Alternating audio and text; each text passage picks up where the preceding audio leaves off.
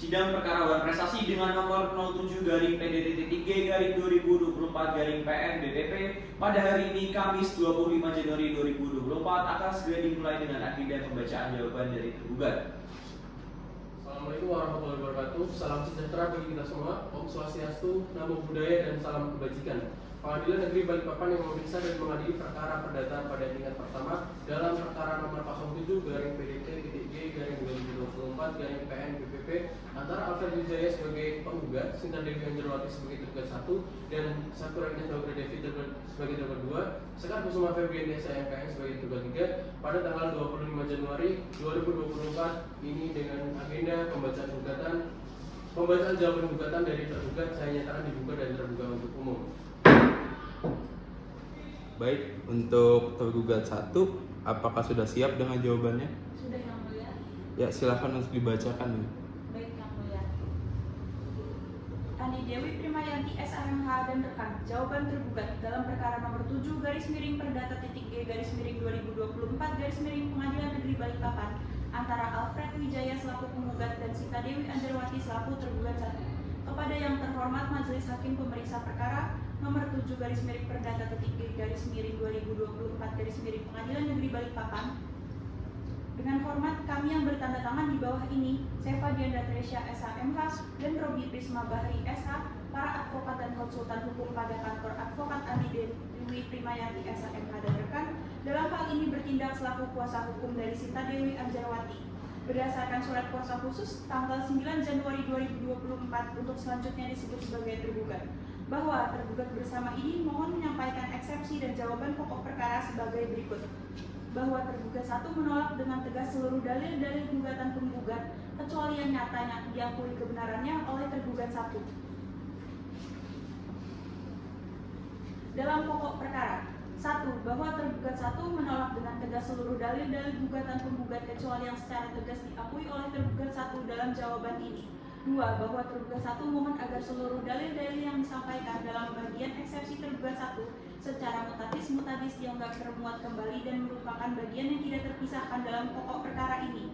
3. Bahwa tergugat 1 menolak tegas dalil gugatan penggugat dalam posita poin 5, 6, 7, 8, dan 9 sekaligus mencomer penggugat untuk membuktikan semua dalil-dalil gugatannya karena penggugatlah yang melakukan transaksi jual beli dengan tergugat 2 dengan akta jual beli yang dibuat oleh tergugat 3. Berdasarkan hal yang diuraikan di atas, dengan ini penggugat rekonvensi atau tergugat konvensi mohon kepada majelis hakim yang terhormat untuk menjatuhkan putusan dengan amar sebagai berikut. Dalam eksepsi 1. Menerima dan mengabulkan eksepsi tergugat 1 untuk seluruhnya. 2. Menyatakan gugatan penggugat tidak dapat diterima untuk seluruhnya. Dalam pokok perkara 1. Menolak gugatan penggugat untuk seluruhnya atau setidak-setidaknya tidak dapat diterima. 2. Menghukum penggugat untuk membayar biaya-biaya yang timbul dalam perkara ini. Dalam provisi 1. Menolak provisi penggugat untuk seluruhnya dan selebihnya atau apabila majelis hakim berpendapat lain mohon putusan yang seadil-adilnya. Balikpapan 20 Januari 2024. Hormat kami, kuasa hukum tergugat konvensi atau penggugat rekonvensi Seva Diandra Tresya SHMH dan Robi Prisma Bahri SH. Baik, terima kasih karena sudah dibacakan. Selanjutnya untuk tergugat 2, apakah sudah siap dengan jawabannya? Sudah, Yang Mulia. Majelis persilahkan untuk dibacakan ya. Baik, Yang Mulia.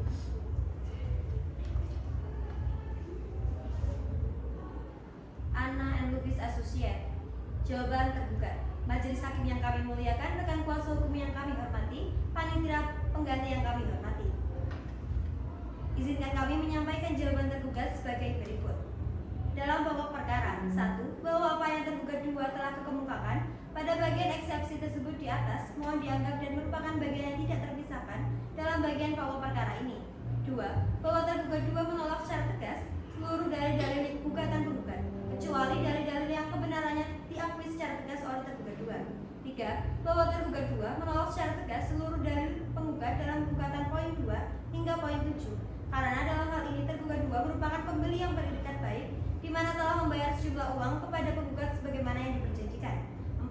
Bahwa tergugat menolak dengan tegas dalil penggugat mengenai jual beli ataupun hutang piutang antara penggugat dengan tergugat 1 dikarenakan itu merupakan hubungan hukum tersendiri dan tidak ada hubungannya dengan tergugat 2 selaku pembeli yang beretikat baik.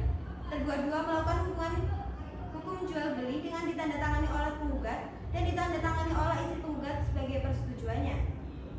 5. Bahwa dengan adanya legalisasi pernyataan tanggal 23 Desember 2020 nomor 137/L/12/NOT/2020 yang ditandatangani oleh penggugat dan mendapatkan persetujuan dari istri penggugat dan tergugat 2, bahwa penggugat mengakui membenarkan telah terjadinya proses jual beli dengan akta perjanjian pengikatan jual beli atau PPJP nomor 9 tanggal 6 November 2020 dan akta kuasa menjual nomor 10 tanggal 6 November 2020 diterbitkan oleh Notaris Sekar Kusuma Febrianti SH MKN MH, bahwa sebagaimana diatur dalam Undang-Undang Nomor 5 Tahun 1960 tentang Undang-Undang Pokok Agraria, dalam proses jual beli dibutuhkan identitas pemilik tanah seperti kartu tanda penduduk, kartu keluarga, akta nikah, dan hal lainnya yang dibutuhkan sebagaimana syarat dalam proses jual beli dan balik nama sertifikat, sehingga apabila penggugat mengingkari hal tersebut,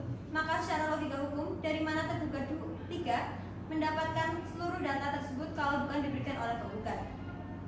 7. Bahwa dalam gugatan, penggugat terlihat mengingkari perbuatan hukum yang telah dilakukan guna untuk mencari keuntungan pribadi dengan membatalkan proses jual beli yang telah dilakukan dalam keadaan sadar dan tanpa adanya paksaan, bahwa sebagaimana akta PPJP yang dibuat di tanggal 6 November 2020 dan pernyataan pengosongan legalisasi notarias tanggal 23 Desember 2020, akta jual beli tanggal 24 Juni 2021 dan terbit sertifikat atas nama tergugat 2 tanggal 19 Agustus 2021, sedangkan gugatan ini pada tanggal 11 Januari 2024. Sehingga apabila melihat rentang waktu yang mana objek jual beli atau sengketa berada dalam kekuasaan tergugat 2 dan selama proses jual beli tidak ada komplainan dari penggugat, karena apabila penggugat merasa keberatan atau terpaksa terhadap terjadinya jual beli tersebut, maka tidak akan memberikan sertifikat asli untuk diproses balik nama, bahkan tidak akan meninggalkan atau mengosongkan objek jual beli atau ruko tersebut dan tidak akan menyerahkan identitas diri untuk memproses jual beli tersebut. 8. Bahwa hubungan hukum antara tergugat 2 dengan penggugat dalam proses jual beli tanah dan bangunan sertifikat hak guna bangunan nomor 234, di mana proses jual beli tersebut sah secara hukum dan tanpa adanya paksaan serta telah mendapatkan persetujuan dari istri penggugat dan dibuat di hadapan pejabat pembuat akta tanah atau PPAT, sehingga berdasarkan surat edaran Mahkamah Agung nomor 4 tahun 2016 sudah sepatutnya tergugat 2 selaku pembeli yang beretikat baik dilindungi secara hukum. 9. Bahwa tergugat 2 menolak dengan tegas dalil penggugat dalam pokok perkara poin 24 dan 26 dikarenakan kerugian penggugat sebesar Rp2.500.000.000 antara tergugat 1 dengan penggugat dan tidak ada hubungannya dengan tergugat 2, sehingga tuduhan dari penggugat yang menyatakan tergugat 2 telah mengambil alih dengan cara tidak sah sangatlah tidak berdasar hukum dan terlihat sengaja dikait-kaitkan kepada tergugat 2 dikarenakan tidak dapat pemenuhan perjanjian dari tergugat 1, yang mana apabila dilihat dalam dalil gugatan penggugat poin 20. 10. Bahwa tergugat 2 menolak dengan tegas dalil penggugat dalam pokok perkara nomor poin 23, 26, 27, dan 28 dikarenakan keinginan penggugat terkesan mengada-ngada dengan mengembalikan dalam keadaan utuh dan semula tanpa adanya paksaan apapun mengenai sertifikat hak guna bangunan nomor 234/Gunung Sari Ulu yang atas nama tergugat 2 dan sewa terhadap ruko atau objek sengketa yang mana penggugat telah melakukan jual beli dengan tergugat 2 yang sah secara hukum dan sesuai dengan prosedur hukum tanpa adanya paksaan dari siapapun. 11. Bahwa juga tergugat 2 menolak tuntutan uang paksa atau duangsong dan putusan serta-merta dapat dijalankan terlebih dahulu karena dalil penggugat tidak jelas dasar hukumnya, maka beralasan dipertimbangkan untuk dikesampingkan. Dalam rekonvensi 1. Bahwa dikarenakan adanya gugatan ini yang mana penggugat rekonvensi atau tergugat 2 konvensi mengalami kerugian secara material yang mana harus mengeluarkan sejumlah uang yang sangat besar untuk mempertahankan dan membuktikan hak penggugat rekonvensi atau tergugat 2 konvensi benar secara hukum, sehingga harus membayar biaya pengacara, transportasi pengadilan, biaya pengumpulan barang bukti, dan biaya-biaya lain yang dikeluarkan, sehingga sudah sepatutnya secara hukum untuk menghukum penggugat untuk membayar ganti rugi material kepada tergugat 2 sebesar Rp2.500.000.000. 2. bahwa penggugat rekonvensi atau tergugat dua rekonvensi juga mengalami kerugian imaterial dengan adanya gugatan ini hingga membuat ketenangan jiwa terusik dan membuat menjadi tidak fokus bekerja dan tidak fokus mengurus rumah tangga, dan bahkan disalahkan oleh pasangan karena memberi tanah dan bangunan yang bersengketa. Padahal selama proses jual beli tidak ada masalah apapun, semuanya berjalan lancar sesuai dengan prosedur hukum yang berlaku, sehingga sudah sepatutnya menghukum penggugat untuk membayar ganti rugi imaterial kepada tergugat dua sebesar 2.500.000.000 rupiah. 3. Bahwa guna mencegah pengingkaran yang dilakukan oleh tergugat rekonvensi atau penggugat konvensi guna pemenuhan keputusan pengadilan yang berkekuatan hukum tetap, sehingga sudah sepatutnya menghukum tergugat rekonvensi atau penggugat konvensi untuk membayar uang paksa atau tuang som sebesar 1 juta rupiah per hari apabila tergugat rekonvensi atau penggugat konvensi lalai dalam menjalankan putusan ini, terhitung sejak putusan ini berkekuatan hukum tetap. Demikian jawaban tergugat ini kami sampaikan. Apabila majelis hakim berpendapat lain, mohon putusannya seadil-adilnya. Balikpapan, 20 Januari 2024. Hormat kami, kuasa hukum tergugat Anna N. Lubis Associate. Tertanda tangan Safitri Ramadhani SLLM, Salsabila F. Faiha Anas SLM. Baik, terima kasih. Tergugat 2 sudah dibacakan. Untuk tergugat 3 selanjutnya, karena menghadap sendiri tanpa kuasa hukum, apakah akan mengajukan jawaban? Tidak ada yang mulia. Baik, selanjutnya untuk tergugat 1, tergugat 2 untuk menyerahkan salinan jawabannya kepada majelis ya, dan juga diserahkan kepada pihak penggugat. Yang mulia.